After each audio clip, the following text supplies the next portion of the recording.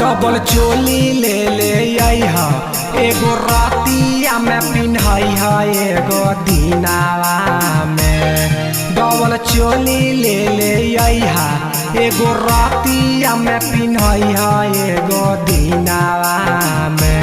पिया हो बड़ी सुंदर शोभत बदनावा में।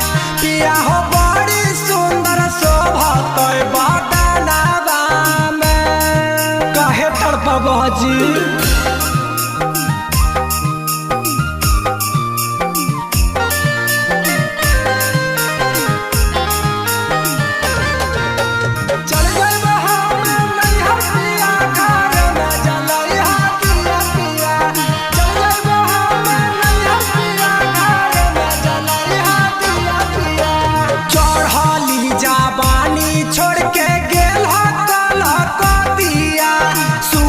जब से जरिया याद आवे तोहर सुरतिया। अब कितना सतेबो जी चढ़ली जवानी छोड़ के गेल कलकतिया।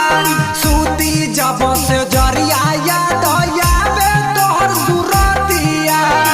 भले नथिया भूली जइह बाकी झुमका ले ले आइहा पिया कटुनावा में। भले नथिया भूली जइह बाकी झुमका ले ले आइहा पिया कटुनावा में। पिया हो